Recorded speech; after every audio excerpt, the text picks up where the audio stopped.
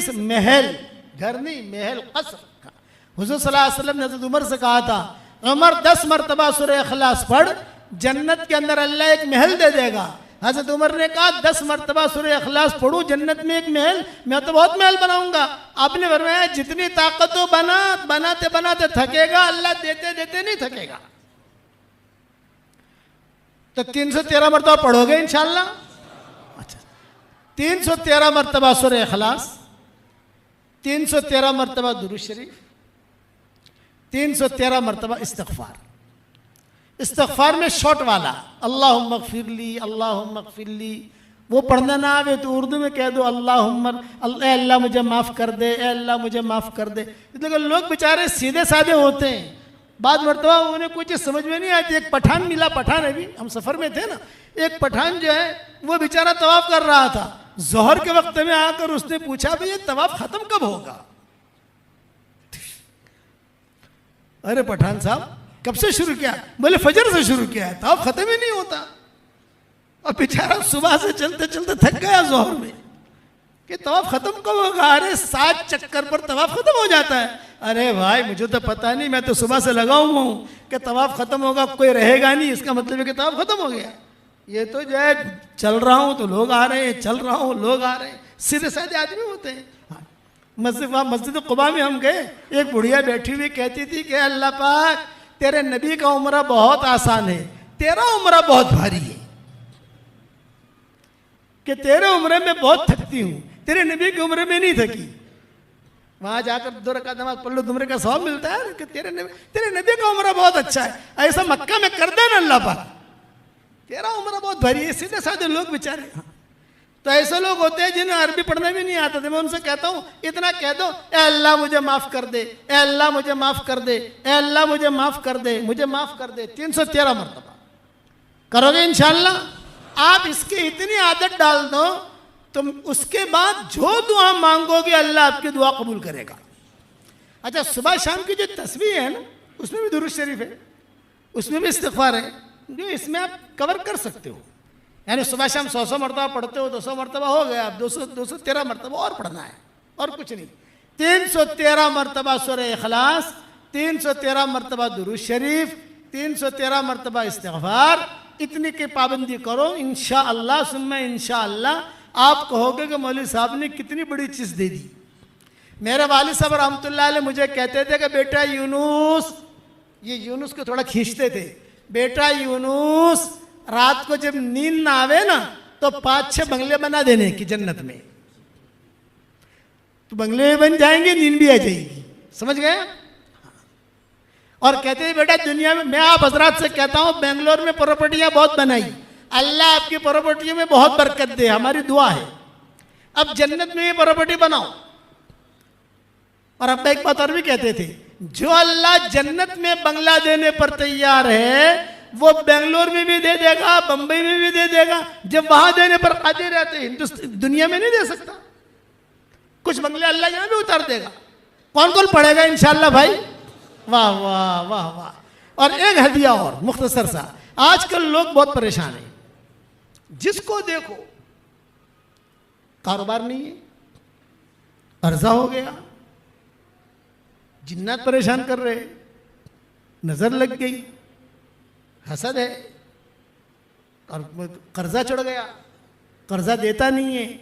یہ ہے بھئی ہم تو جگ پیر ہے نا، جگ پیر. اس لیے ہم کو جو لوگ پوچھتے ہیں تو میں اس کا آسان علاج بتاتا ہوں آپ کو. آپ کے جیسے مسجد ہے، اس کے 4 کونے ہیں، دیکھو ایک کونا یہ، ایک کونا یہ، ایک کونا یہ، ایک کونا یہ. ویسے ہر آدمی کے گھر کے 4 کونے ہوتے ہیں، کمرے کے، کوئی بھی کمرہ ہو. آپ کے محل ہے، آپ کے پاس کئی کمرے ہیں، ایک کمرہ خالی پکڑ لو آپ. ہر کونے میں روزانہ آیت الکرسی پڑھا کرو اور دم کر دو بس. آپ کے 5 بیڈ روم ہیں تو 5 بیڈ روم میں پڑھنا ضروری نہیں ہے. 5 بیڈ روم میں 3 ہال ہیں، سب جگہ پڑھنا ضروری نہیں ہے. آپ ایک بیڈ روم کو پڑھ لو ایک بیڈ روم میں، دوسرے دن دوسرے بیڈ روم پکڑ لو، تیسرے دن تیسرا پکڑ لو ایسا. اور اگر سب کو نہیں کرنا ہے، ایک ہی میں پڑھتے رہنا ہے تو ایک ہی میں پڑھو. 4 کونوں میں 4 مرتبہ آیت الکرسی پڑھو تو اس سے دو فائدے ہوں گے، یہ جتنی پریشانیاں ہیں وہ پریشانیاں بھی دور ہو جائے گی انشاءاللہ، اور اللہ مال بھی بہت دے گا۔ یہ حضرت عبد الرحمن ابن عوف کا معمول تھا، روزانہ پڑھتے تھے۔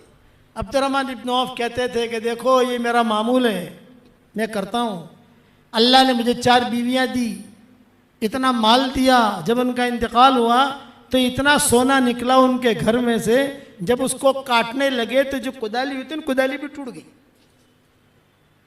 اتنا سونا تھا، اور صحت مند تھے عبد الرحمن ابن عوف، صحت مند۔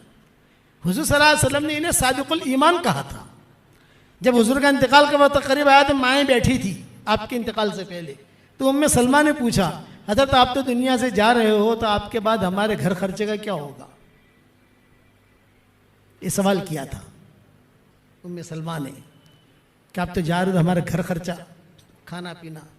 تو حضور نے آنکھیں کھولی اور یہ فرمایا کہ ایک صادق الایمان آدمی آئے گا جو تمہارا پورا خرچہ اٹھائے گا، نام نہیں لیا تھا، اتنا جملہ کہا تھا کہ ایک صادق الایمان آئے گا وہ تمہارا خرچہ اٹھائے گا۔ مائیں کہتی تھی جب حضور نے کہہ دیا تو مطمئن ہو گئی، جب حضور کا انتقال ہو گیا تو انتظار کرتے تھے کون صادق الایمان آتا ہے، کون آتا ہے، یہی عبد الرحمن ابن عوف آئے، اور انہوں نے جو ہے سارا کا سارا باغ جو تھا ماؤں کے لیے وقف کر دیا عبد الرحمن ابن عوف نے۔ کچھ ساری آمدنی جو ہوتی تھی ماؤں کو بھیجتے تھے، کچھ حالات آئے باغ بیچنا پڑا تو جب بہت رقم آئی تو رقم بھی ساری ماؤں کو دی۔ حضرت عائشہ کہتی تھی عبد الرحمن ابن عوف کا پوتا تھا، پوتا، وہ کھیلتا کھیلتا حضرت عائشہ کے کمرے میں چلا جاتا تھا تو حضرت عائشہ اسے اپنے سینے سے لگاتی تھی اور کہتی تھی بیٹا تیرے دادا کے لیے روزانہ میں دعا کرتی ہوں کہ اللہ اس کے دادا کو جنت کے سلسبیل چشمے سے پانی پلا، روزانہ دعا کرتی ہوں، تیرے دادا کے ہم پر بڑے احسانات ہیں۔ یہ عبد الرحمن ابن عوف کا معمول تھا۔ تو اب کرو گے انشاءاللہ آیت الکرسی۔ اور تیسری بات، جو مجھے اپنی دعاؤں میں یاد رکھتا ہے میں اس کے لیے دعا کرتا ہوں۔ آپ میرے لیے دعا کرو گے تو میری دعا میں پارٹنر رہو گے انشاءاللہ، کرو گے انشاءاللہ۔ اور چوتھی بات، میرے سبق سنتے رہو۔ آپ مولانا یونس پالم پور انسٹاگرام پر چلے جاؤ تو روزانہ آپ کو نئی نئی نئی باتیں سننے ملیں گی، روزانہ۔ آج کل حضور صلی اللہ علیہ وسلم کی سیرت چل رہی ہے تو 102 پارٹ ہوئے ہیں اور 300 پارٹ میں نے تیار کیے ہیں، اس میں حضرت عمر کا قصہ چل رہا ہے، کسی کا قصہ چل رہا ہے، وہ سارے آپ کو تھوڑی تھوڑی باتیں کان پر پڑے گی کہ کیا سیرت ہے حضور کی۔ ہاں، جناتوں کے قصے میں نے بیان کیے، بہت کچھ بیان کیا ہے۔ یہ مضمون جو میں نے بیان کیا یہ امام صاحب کی برکت ہے، جناتوں کا جو میں نے بیان کیا۔ حالانکہ جناتوں کا بیان زیادہ ہوا نہیں، بیچ میں آ گئی دوسری باتیں، جناتوں کا مستقبل مجھے بیان کرنا تھا، اللہ جب توفیق دے گا تو دوسری مرتبہ آگے بیان کریں گے انشاءاللہ۔ اب یہ بتاؤ اللہ کے راستے میں نکلو گے کہ نہیں نکلو گے بھائی؟ سارا مجمع یہ نیت کرے کہ ہمیں دین کا کام کرنا ہے، اور دین کے کام کرنے کے لیے آسان شکل ہے دعوت و تبلیغ، یہ آسان ہے۔ آپ قرآن کا ترجمہ نہیں کر سکتے، آپ بیان نہیں کر سکتے، آپ جو ہے لمبی چوڑی باتیں لوگوں کو نہیں سمجھا سکتے، لیکن اللہ کے راستے میں نکل کر کبھی 3 دن کے لیے نکلو، کبھی چلے کے لیے نکلو، کبھی 3 چلے کے لیے، جیسے فرصت ملے آپ کو، لیکن دین پر رہنے کی کوشش کرو۔ کہ حضرت عبداللہ کا نکاح حضرت آمنہ کے ساتھ اس وقت ہوا جب حضرت عبداللہ کی عمر 17 سال کی تھی، اکثر علماء کا اس پر اتفاق ہے، اور کچھ ہی دن انہوں نے بیوی کے ساتھ گزارے ہیں، کچھ ہی دن، جیسے ہاشم نے سلمہ کے ساتھ کچھ ہی دن گزارے تھے، اسی طریقے سے کہ عبداللہ نے بھی کچھ ہی دن اپنی بیوی کے ساتھ گزارے، لیکن چونکہ یہ جوان ہو چکے تھے انہیں شکار کا بہت شوق تھا، عبداللہ کو بہت شوق تھا، یہ اکیلے شکار کھیلنے جاتے تھے۔ ایک مرتبہ ایک بہت بڑا حادثہ ہوا، جب میں کل بتانا آپ کو بھول گیا، وہ سن لو پھر اگلی تفصیل انشاءاللہ بیان کروں گا۔ حادثہ یہ ہوا کہ سارے جتنے بھی یہود نصارہ سے پہلے ذہن میں رکھو کہ مکہ مکرمہ میں 3 قسم کے لوگ رہتے تھے۔ نمبر 1 مشرکین مکہ، جو بت وغیرہ کی پوجا پاٹ کرتے تھے۔ نمبر 2 اہل کتاب، یہود نصارہ، جن کو علم نجوم بھی تھا، तौरात इंजील के माहिर भी थे और उन्हें पता था कि एक नबी आने वाला है और यहीं आने वाला है, यानी इसी जगह आने वाला है, मक्का मुकर्रमा में।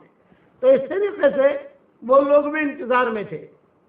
नंबर 3, देहात के लोग, कुर्ब जवार के जो अरबी बदू थे, ये न अहले किताब में थे न मुशरिकीन में थे, लेकिन ये कि वो समझते थे कि भाई ये अल्लाह का घर है, यहाँ ये अच्छी जगह है, ये पत्थर अच्छा है, तो चलो। तो उन लोगों ने भी आकर पड़ाव डाला था। तो हुजूर सल्लल्लाहु अलैहि वसल्लम के वालिद के मुतालिक मुशरिकीन मक्का ज़्यादा इंटरेस्ट नहीं लेते थे, इसलिए उन्हें पता ही नहीं आदमी कौन है, देहाती इंटरेस्ट नहीं लेते थे। लेकिन यहूद नसारा इंटरेस्ट लेते थे, यानी पूरा जो है उनका ख्याल करते थे। एक ख्याल करते थे का मतलब कि उनका वॉच में रहते थे, जासूसी में रहते थे कि यही आदमी है, यही है। चुनांचे यहूद नसारा की औरतें मक्का मुकर्रमा में बहुत आई थी। एक तारीख में की किताब में आज जौहरबाद में मुताला कर रहा था, 200 यहूदी औरतें हुजूर के अब्दुल्ला के पीछे पड़ी हुई थी। 200 उन्होंने साबित किया है, फला कबीले की, फला कबीले की, फला कबीले की यहूद नसारा की औरतें वो किसी तरीके से भी अब्दुल्ला को अपने अब्दुल्ला से शादी कर ले, किसी तरीके से वो जो है यानी बस अब्दुल्ला जो है वो नबी वाला जो पानी है वो हमारे पेट में आए, बस उनके 200 थी, उन्होंने लिखा है और सब उन्होंने साबित किया है, फला फला फला फला नाम भी लिखवाए हैं। इतनी चीज आम हो गई मक्का मुकर्रमा में। अच्छा, अब्दुल मुत्तलिब जो थे इन्हें ख्वाब आते थे, उन्होंने ख्वाब देखा। अब्दुल मुत्तलिब ने सीरत इब्न हिशाम में एक किस्सा लिखा है कि अब्दुल मुत्तलिब को बशारत बहुत होती थी और उसके ख्वाब ये देखा अब्दुल मुत्तलिब ने कि उनकी पीठ से एक जंजीर निकली। वो जो अब्दुल्ला के साथ हादसा हुआ वो बात तो सुनाऊंगा, पहले ये याद आ गया, ये सुना दूं कि अब्दुल मुत्तलिब के पीठ में से एक जंजीर निकली। उस जंजीर का एक हिस्सा आसमान में और एक हिस्सा जमीन में और एक हिस्सा मशरिक की जानिब, दूसरा हिस्सा मगरिब की जानिब। ये ख्वाब देखा अब्दुल मुत्तलिब ने। कुछ देर बाद वो जंजीर दरख्त की शक्ल में तब्दील हो गई, जिसके हर पत्ते से एक नूर ऐसा चमक रहा है जैसे आफताब के नूर से हजारों दर्जे बढ़ा हुआ है। इस दरख्त की शाखों को कुरैश के कुछ लोग भी पकड़े हुए हैं और कुरैश में से कुछ लोग इस दरख्त को काटना चाहते हैं कि ये लोग इसको काटें। जब ये सारे मिलकर उस दरख्त को काटने के लिए करीब आना चाहते हैं तो एक हसीन जमील लड़का उनको दूर से हटा देता है। अब्दुल मुत्तलिब ने ये ख्वाब कई मरतबा देखा, अरे यार मेरे पुष्ट से जो है तो जंजीर निकल रही है और ये ख्वाब देख रहा हूँ। जैसे मैंने कहा था 9 ख्वाब देखे थे, उन 15 ख्वाब देखे थे, 15-16 उनमें से एक ये भी है। सारे तो मैं सुना नहीं सकता, एक ये भी है। तो एक लड़का आकर उनको दूर हटा देता है। तो ये अब्दुल मुत्तलिब ताबीर लेने के लिए यहूदियों के पास जाते थे, क्योंकि यहूदी जो थे वो यानी अहले किताब थे, उनका एक मकाम था। यहूद नसारा तौरात इंजील के माहिर थे और हुजूर सल्लल्लाहु अलैहि वसल्लम का यानी वो इंतजार में भी थे, तो सब कुछ उन्हें पता था कभी ये नबी आने वाला है, नबी आने वाला है, नबी आने वाला है, नबी आने वाला है, पैदा होने वाला है। इल्म नुजुम के माहिर थे। चुनांचे गए तो उनको ख्वाब की ताबीर बताई गई, तुम्हारी नस्ल में एक लड़का, ऐसा लड़का पैदा होगा जिसका मशरिक से लेकर मगरिब तक के लोग इत्तिबा करेंगे और आसमान और जमीन के लोग उसके हम्द तौसीफ करेंगे। इस ख्वाब की बिना पर अब्दुल मुत्तलिब ने आपका नामी मोहम्मद रखा सल्लल्लाहु अलैहि वसल्लम। और ख्वाब में भी दिखाया गया कि अब्दुल मुत्तलिब पेट में जो बच्चा है ना आमना के, मोहम्मद नाम रखना। हज़रत आमना कहती थी मुझे भी ख्वाब में आया तेरे पेट में जो बच्चा है उसका नाम मोहम्मद रखना, मोहम्मद रखना, मोहम्मद रखना। खुदा की शान, ये मोहम्मद अभी पैदा भी नहीं हुए हैं और इतने मशहूर हो गए, जिस घर में लड़का पैदा होता है यहूदी के यहाँ वो मोहम्मद नाम रखते। जो लड़का पैदा हो मोहम्मद, محمد محمد محمد محمد، اور پھر جو وہ کہتے کہ ہمارے گھر میں محمد ہے، ہمارے گھر میں محمد ہے، محمد ہے۔ اب حضور صلی اللہ علیہ وسلم پیدا ہوئے تو آپ کے یعنی احمد نام رکھنا سب بھول گئے، کہ حضور کو تو دو نام تھے، محمد اور احمد، تو احمد نام رکھنا اتباع سے بھول گئے۔ پھر یہودیوں نے کہا کہ خالی محمد، صرف محمد نہیں، محمد اور احمد، تم لوگوں نے احمد تو رکھا نہیں ہے، محمد رکھا ہے، یہ وہ محمد نہیں ہے جو آنے والا ہے، وہ الگ ہے۔ یہ ابن کثیر نے لکھا ہے۔ اب عبداللہ کا قصہ سنو کہ عبداللہ کے ساتھ یہ قصہ ہوا کہ کئی عورتیں، 200 کا تو میں نے تذکرہ کتاب میں پڑھ بھی لیا، آپ تو کہہ بھی دیا، 200 عورتیں چاہتی تھی کہ ہم سے نکاح ہو جاوے اور یہ نور ہمارے پیٹ میں منتقل ہو۔ چنانچہ ایک مرتبہ سارے یہودیوں نے میٹنگ کی مکہ مکرمہ میں، یہود نصارہ سب، اور انہوں نے کہا کہ یہی آدمی ہے کہ جو نبی کا باپ بننے والا ہے، عبداللہ، کسی طریقے سے اس کو قتل کر دو۔ تو پلاننگ کی انہوں نے، پلاننگ کر کے حضور صلی اللہ علیہ وسلم کے والد کو شوق تھا شکار کھیلنے کا، جیسے بچوں کو شوق ہوتا ہے، کسی کو تیرنے کا شوق ہوتا ہے، کسی کو کار چلانے کا شوق ہوتا ہے، کسی کو گھومنے پھرنے کا شوق ہوتا ہے، اور کسی کو جو ہے خواہ واہ واہ کرنے کا شوق ہوتا ہے۔ ہر ایک کے شوق الگ الگ ہوتے ہیں۔ ان کا شوق تھا یہ شکار کھیلنے کے لیے جاتے تھے، اور ان کے والد جو تھے یعنی عبد المطلب، یہ بھی ہمت افزائی کرتے تھے، بیٹا جاؤ شکار کھیلو، جاؤ جاؤ جاؤ جاؤ شکار کھیلو، جاؤ شکار کھیلو، جاؤ۔ ہرن لے کے آتے تھے، وہاں سے دور دور جا کر ہرن کو مار کے لے کے آتے تھے۔ تو یہ شکار کھیلنے گئے اتفاق سے عبداللہ، اور وہ یہود نصارہ انتظار میں تھے۔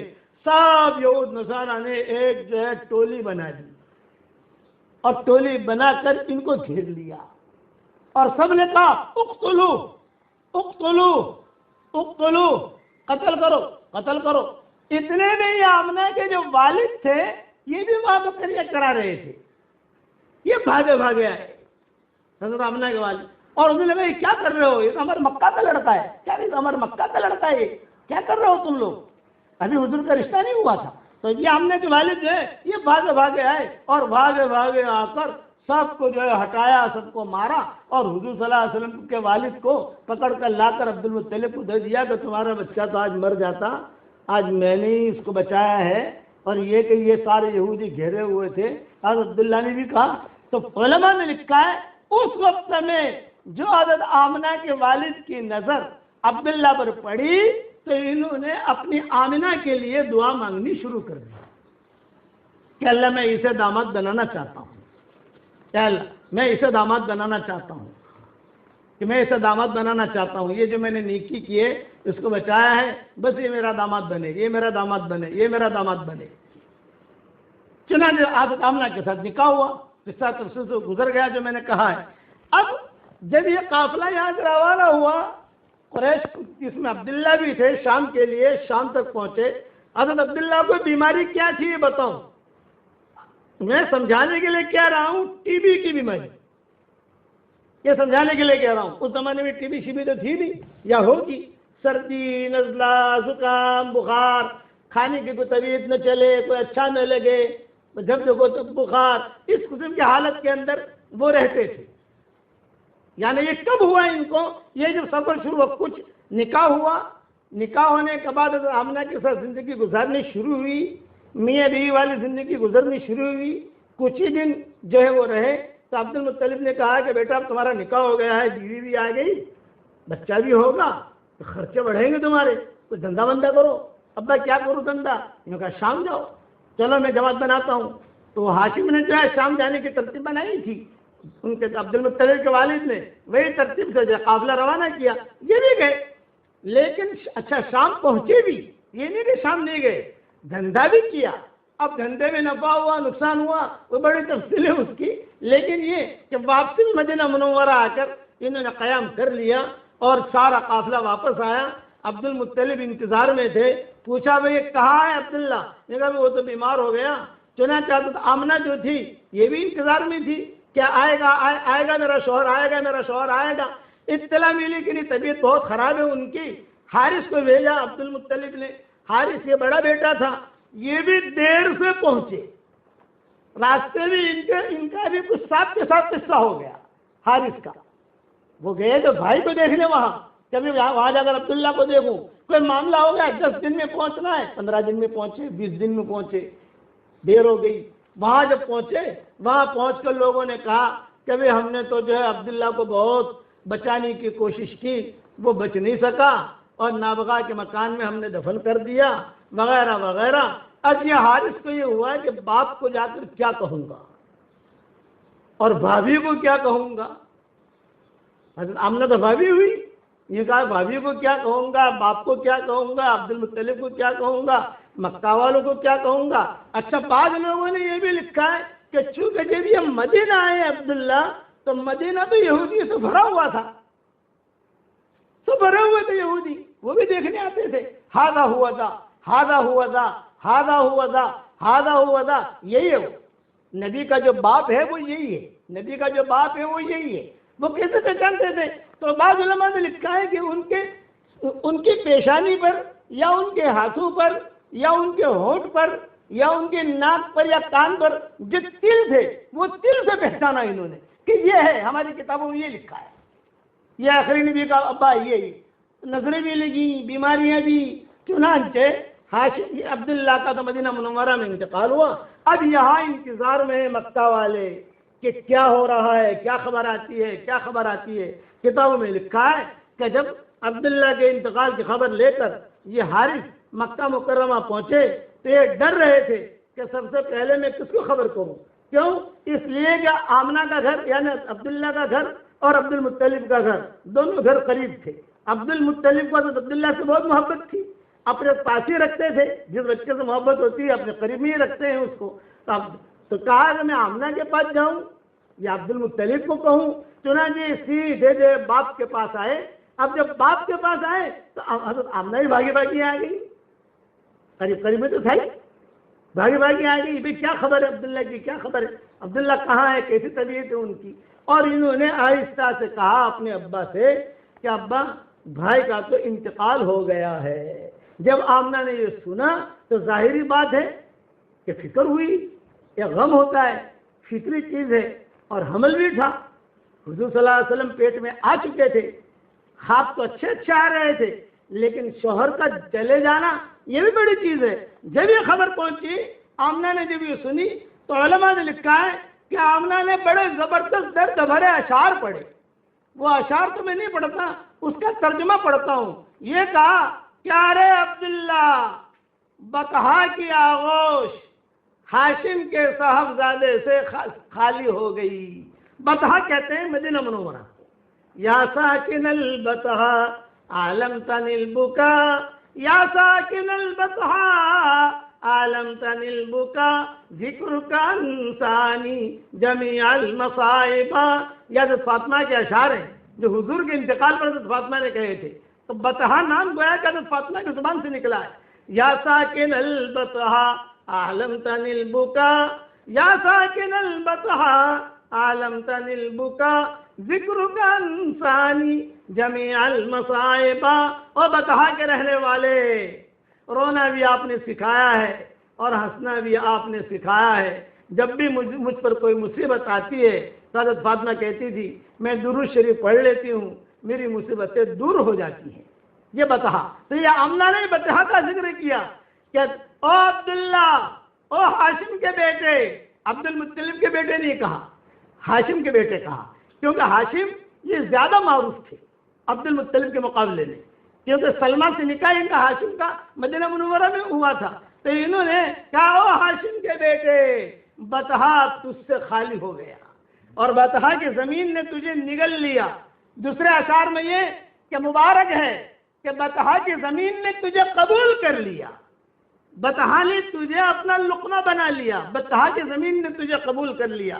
آگے فرمایا کہ بہت اچھا آدمی تھا، میں دیکھ رہی ہوں کہ موت نے اسے پکار لگائی تو اس نے لبیک کہہ دیا، یہ نہیں کہا ابھی نہیں ابھی نہیں، جوان بیوی کو چھوڑ کر آیا ہوں اور حمل، چونکہ عبداللہ کو معلوم تھا کہ حمل ٹھہر گیا ہے، یہ عبداللہ کو معلوم تھا، وہ امنگوں کے ساتھ گئے تھے کہ حمل ٹھہر گیا ہے، بیوی بھی جوان ہے، خوبصورت ہے، بچہ بھی پیدا ہوگا، بچہ کو دیکھوں گا، حمل ٹھہرنے کی اطلاع ان کو تھی۔ اس پر یہ اشعار حضرت آمنہ نے پڑھے، یوں کہا کہ ابھی باپ کی تمنا ہوتی ہے بیٹے کو دیکھوں بیوی کو دیکھوں، لیکن موت نے پکارا تو سب کو چھوڑ دیا اور موت کی بات پر لبیک کہہ دیا۔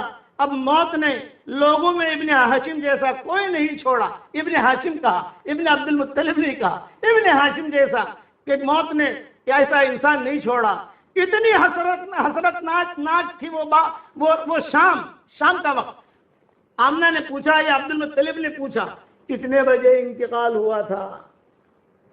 یہ عبد المطلب نے حارث سے پوچھا انتقال کی خیر خبر، کہ کتنے بجے ہوا، کیا ہوا، ساری خبر لیتے ہیں نبی 4 بجے ہوا تو 4 شام کے وقت انتقال ہوا، یہ انہوں نے حارث نے آ کر سنایا، شام کے وقت انتقال ہوا۔ اس پر حضرت آمنہ نے کہا کہ وہ شام مجھے یاد ہے، وہ شام مجھے یاد ہے اے عبداللہ، جب لوگ تجھے تختے پر لٹا کر لے جا رہے تھے، میں یہاں تھی اور میرے خیالات تجھے دیکھ رہے تھے کہ شوہر اب جا رہا ہے، شوہر کی محبتیں جا رہی ہیں، لیکن اللہ کے لیے میں نے قربان کیا۔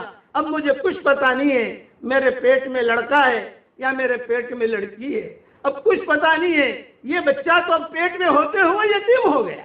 یتیم تو بچے ہوتے ہیں دنیا میں آنے کے بعد، لیکن آمنہ نے کہا یہ بچہ تو ایسا ہے پیٹ میں ہوتے ہوئے یتیم ہو گیا، اور تیری یادیں ہمیشہ مجھے یاد آئیں گی، ہوائیں چلیں گی تو مجھے یاد آئے گا، خوشبوئیں چلیں گی تو مجھے یاد آئے گا، یہاں تک کہ چاند کو دیکھوں گی تو مجھے یاد آئے گا۔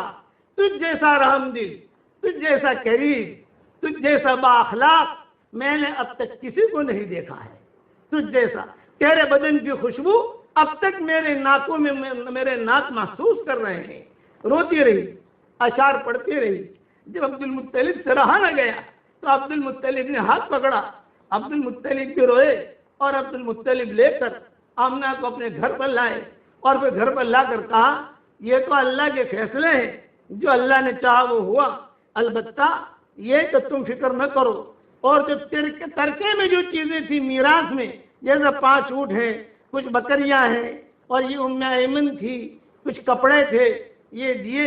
حضرت آمنہ جو ہے وہ ان کو 2 فکر حضرت آمنہ کو، ایک تو شوہر چلا گیا، دوسرا یہ پیٹ میں بچہ ہے، اب پتہ نہیں لڑکا ہے کہ لڑکی ہے، لیکن حضرت آمنہ کہتی تھی کہ جس دن حمل ٹھہرا، صحبت سے فارغ ہوئے اور حمل ٹھہرا تو مجھے تو پتہ نہیں تھا، بھی کنواری لڑکیوں کو پتہ نہیں چلتا حمل ٹھہرا ہے، تو حضرت آمنہ کہتی تھی کہ جب حمل ٹھہرا تو مجھے کچھ پتہ نہیں، لیکن میں جاگتے سونے میں تھی، کسی آنے والے نے آ کر کہا آج تیرے پیٹ میں نبی آ گیا، اور زور سے کہا، میں گھبرائی، میں نے کہا کیا میرے پیٹ میں نبی آ گیا ہے، کہنے والا کیا کہہ رہا ہے میرے پیٹ میں، اور پھر کہا اب جو ہے میں تمہیں ایک بات اور بھی کہتا ہوں، اس کا نام محمد رکھنا، اور تم بالکل ٹینشن نہ لینا۔ تو عبد المطلب جو تھے، کئی روایتوں میں ہے، کوئی حال آتا ہے گھر کے اندر، جیسے گھر میں حالات آتے ہیں، تو عبد المطلب حضرت آمنہ کو لے کر بیت اللہ پر جاتے اور ایک جملہ کہتے، اے اللہ میری اس بہو کے پیٹ میں جو بچہ ہے اس کے طفیل سے دعا مانگتا ہوں، میری پریشانی دور کر، بس اتنا جملہ کہتے ہیں وہ پریشانی دور ہو جائے۔ تو عبد المطلب جو پورا نگاہ حضرت آمنہ پر تھی، برابر دھیان سے ان کو رکھنا، دھیان سے دیکھنا، ان کی خبرگیری کرنا وغیرہ وغیرہ۔ چچا اور بھی تھے، لیکن عبد المطلب کا معاملہ جو ہے بہت ہی الگ۔ چنانچہ حضرت آمنہ کہتی ہے کہ عبد المطلب کہیں پر بھی جاتے تو مجھے ضرور لے جاتے، بیٹا چلو آج جنگل میں جائیں گے۔ تو حضرت آمنہ کہتی ہے کہ میں جاتی ہے، لیکن چونکہ حمل سی تھی۔ حضرت آمنہ ایک بات اور کہتی تھی، عام طور سے عورتوں کا حمل میں تکلیف ہوتی ہے، لیکن میرا حمل بہت ہلکا پھلکا تھا، کوئی تکلیف نہیں، جیسے الٹیاں ہوتی ہیں، پاؤں درد کرتے ہیں، بخار آتا ہے، ڈکاریں آتی ہیں، ہم نے کہتے ہیں مجھے کبھی الٹی نہیں ہوئی، کبھی بخار نہیں آیا، بالکل ہلکا پھلکا۔ اگر کسی جگہ کے اوپر جانا ہوتا اور وہ جگہ سخت ہوتی، میں پاؤں رکھتی وہ جگہ نرم ہو جاتی، یہ حضرت آمنہ کہتی تھی۔ اور کئی مورخین نے اسے لکھا ہے، پانی چاہیے تو پانی مجھے لینا نہیں پڑتا، وہ پانی خود آ جاتا، جیسے کوئی پانی چاہیے تو پانی خود ہی چلتا چلتا میرے پاس آ جاتا ہے، پانی پی لیتی۔ اب میں سوچتے رہتی تھی کہ یہ چیز میرے ساتھ کیا ہو رہا ہے، شوہر کا تو انتقال ہو گیا، گھر والے ہیں، سب ہیں، عبد المطلب ہے، لیکن عبد المطلب جو ہے پھر حضور صلی اللہ علیہ وسلم کا یہ حمل جو آمنہ کے پیٹ میں حضور صلی اللہ علیہ وسلم تھے، چلتے رہے 50 دن رہ گئے، 50 دن. اب حضور صلی اللہ علیہ وسلم 50 دن کے بعد پیدا ہونے والے ہیں. تو بہت بڑا حادثہ ہوا مکہ مکرمہ میں، جسے واقع فیل کہتے ہیں. الم تر کیف فعل ربک باصحاب الفیل جو نازل ہوئی بعد میں، اس کو واقع فیل کہتے ہیں. آپ صلی اللہ علیہ وسلم کے پیدا ہونے سے 50 دن پہلے کا یہ قصہ ہے. اور سب سے بڑا حادثہ مکہ والوں کے لیے یہ تھا. اب اچھا پہلے ایک پوائنٹ کی چیز بتا دوں. علم نشرح، علم تارا، تو جب علم نشرح، علم یہ آیا، علم تارا میں بھی علم یہ آیا. آپ قرآن کی صورتوں کے اندر دیکھو، چھوٹی صورتوں میں ایسی صورت نہیں ملے گی کہ جہاں علم یہاں بھی ہے علم یہاں بھی ہے. اس میں بعض علماء نے لکھا ہے کہ کوئی بہت پریشان ہو، یہ آج کا ہدیہ ہے، دے رہا ہوں آپ کو، کہ کوئی بہت پریشان ہو پہلی رکعت میں علم نشرح پڑھے، دوسری رکعت میں علم تارا پڑھے، اس کے بعد دعا مانگے، فٹاک سے اس کی پریشانی دور ہو جائے گی.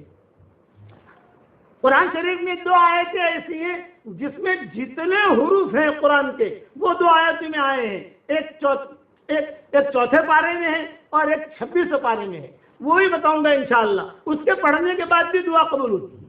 یہ سارے رموز ہے، رموز. تو یہ واقعہ ہوا اصحاب الفیل کا. تو عبد المطلب کو 2 ٹینشن کہ اتنا بڑا بادشاہ مکہ کو ختم کرنے کے لیے چل پڑا ہے اور کعبے کو ختم کرنے کے لیے چل پڑا ہے، کہ ایک تو کعبے کو بچانا، مکہ والوں کو بچانا، دوسرا میری بیٹی کو بچانا. آمنہ یہ حمل سے ہے اور بالکل بچہ پیدا ہونے کا وقت قریب ہے، اس کا کیا ہوگا؟ تو اصحاب فیل کا قصہ جو ہے تفسیروں میں، اور حضور صلی اللہ علیہ وسلم کو چونکہ پیدا ہونے سے 50 یا 55 دن پہلے کا قصہ ہے، اس لیے مفسرین اس کو بہت تفصیل سے لکھتے ہیں. اب رہا کا قصہ، یہ قصہ انشاءاللہ کل پورا کروں گا کہ یہ قصہ کیا ہوا حضور صلی اللہ علیہ وسلم کے پیدائش سے پہلے. اللهم صل على محمد وعلى آل محمد كما صليت على إبراهيم وعلى آل إبراهيم إنك حميد مجيد. اللهم لك الحمد كله ولك المن كله ولك الشكر كله ولك الخلق كله ولك الفضل كله وإليك يرجع الأمر كله وإليك يصعد الكلم الطيب كله. اللهم لك الحمد بالإسلام، لك الحمد بالإيمان، لك الحمد بالقرآن، لك الحمد حتى ترضى، لك الحمد إذا رضيت، لك الحمد بعد الرضا. اللهم آت نفوسنا تقواها وزكها أنت خير من زكاها، أنت وليها ومولاها.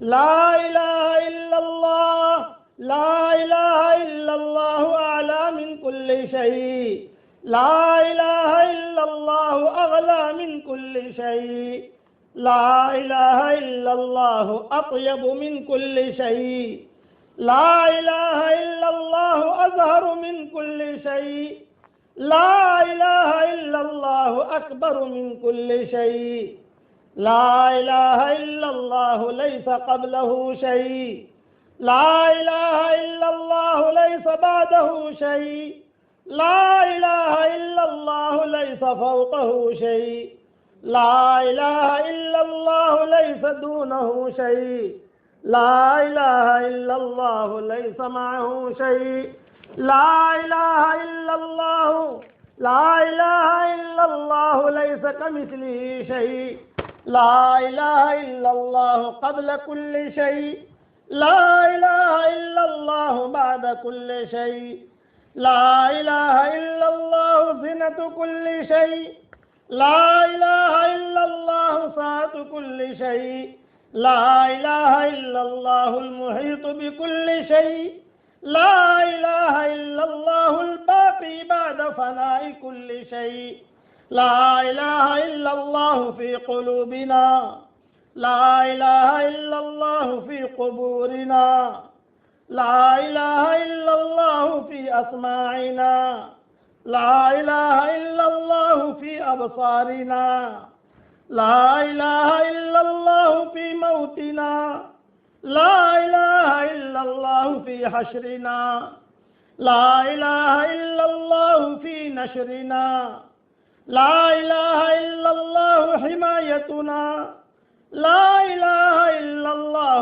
وقایتنا، لا الہ الا اللہ دواؤنا، لا الہ الا اللہ شفاؤنا، لا الہ الا اللہ تفریج لکروبنا، لا الہ الا اللہ تکفیر لذنوبنا، لا الہ الا اللہ خالق العدم والوجود والزمان، لا الہ الا اللہ المعبود بالجنان واللسان والارکان، لا الہ الا اللہ المسبح بحمدہ کل لسان، لا الہ الا اللہ الحنان المنان ذو الجلال والاکرام، لا الہ الا اللہ حقا حقا، لا الہ الا اللہ اسلاما وتسلیما ورقا، لا الہ الا اللہ یقینا وصدقا، لا الہ الا اللہ فی الارض والسماوات،